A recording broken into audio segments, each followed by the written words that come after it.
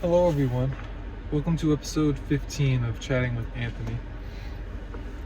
Today's episode is going to be about hockey and its current state of existence in the United States.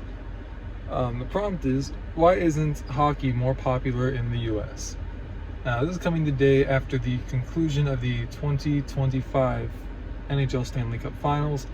The Florida Panthers beat the Edmonton Oilers in 6 games.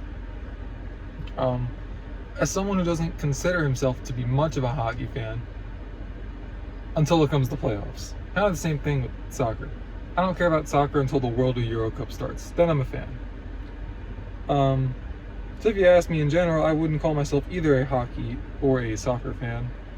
But I really do enjoy their big tournaments. There are sports that I enjoy, but they're not sports I'm willing to devote a lot of time towards. Not in the same way I would like football or even basketball. So in regards to why isn't hockey more popular in the US, part of why I asked this is because out of the 4 major sports in the US, being basketball, football, baseball, and hockey, I don't know if hockey or soccer would be number 4.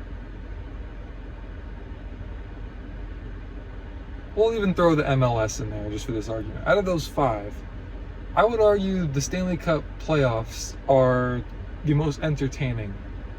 And I think that, I haven't watched the MLS playoffs, so I can't speak on that. But the other 4, I think, are all like football, basketball, baseball. The playoffs are great. Basically in every sport, because it's the best players trying their hardest.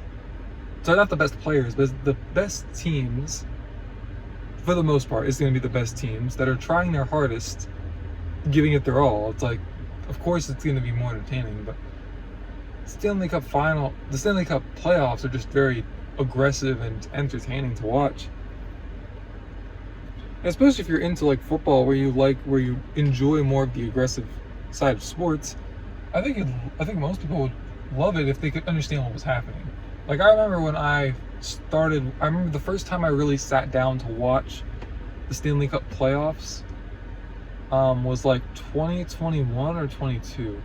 I think it was the year, goodness, I don't remember what year it was, but the Lightning won.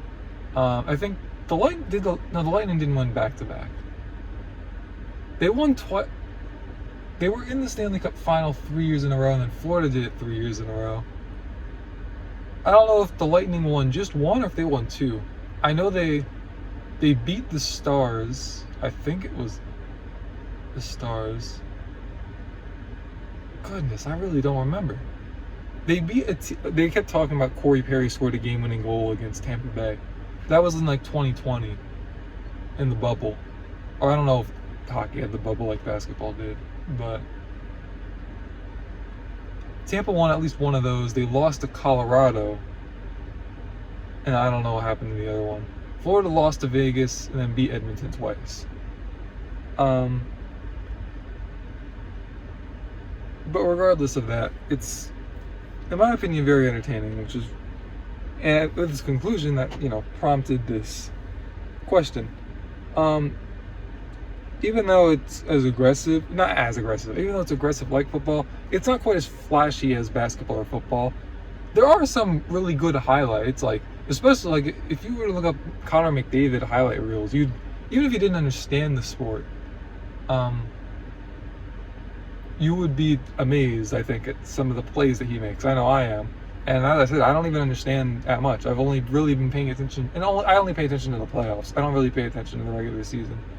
But I've only really begun to understood the last couple of years, really. I remember when I started watching like 5 or so years ago, I really was like, I was asking my dad, like, how come every time like the puck just like gets thrown all the way to one side of the ice and nobody's there, they keep blowing the whistle and then they bring it back? Like, why don't just let everybody run for it? And even to this day, I know what icing? Yeah, they call that icing. I think it's just a matter of they don't want, you can almost like slow the game down too much doing it, and I think that's why they do that. And also to encourage teams to try to hold on to the puck and to try to make plays on the offensive end, rather than just being as defensive as humanly possible. I think that's a part of why that rule is in place. But I don't know. I haven't watched enough to really grasp that fully.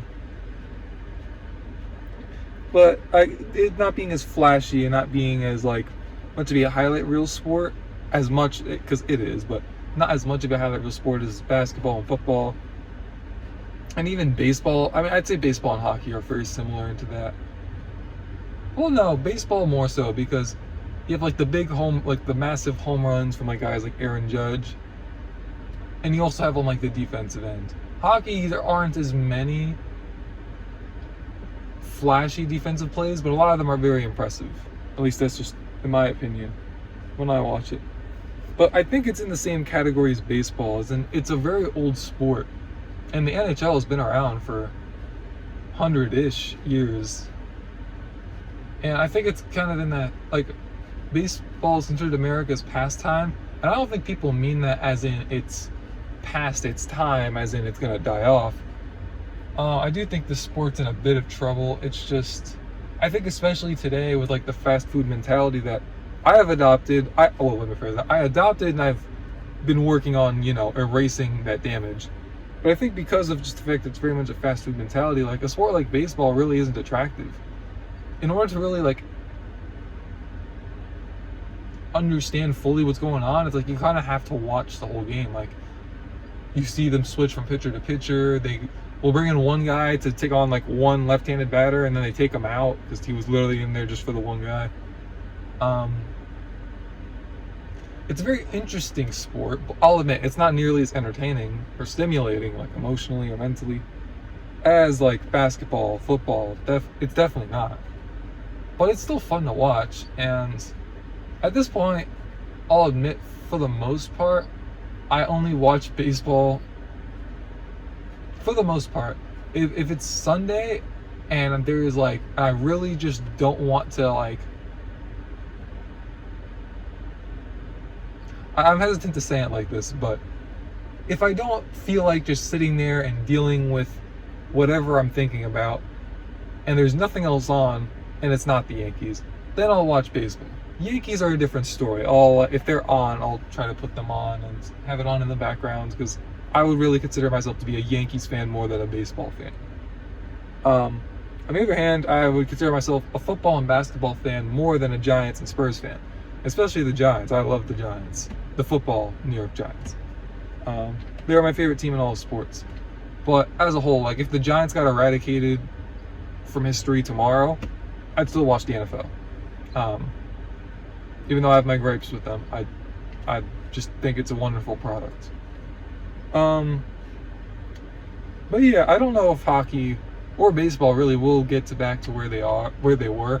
I don't think either one will. I think football and basketball, at least for like a considerable future, like 40, 50 years, I think those football and basketball will be ahead of them in terms of popularity and ratings. But it doesn't mean baseball and hockey will fail. I think they could still have major success. They just got to figure out marketing, really. I mean, the NFL did. The NFL could throw anybody out there and people will watch, because it's still, for the most part, pretty entertaining. Hockey, it's like, notice that hockey and baseball, you really need good matchups to make it work in terms of ratings. So they got work to do, kind of like the UFL does, if you remember that video. But I don't think these sports are going anywhere. I think that's a good thing. But yeah, thank you guys for watching. Have a great day and stay safe.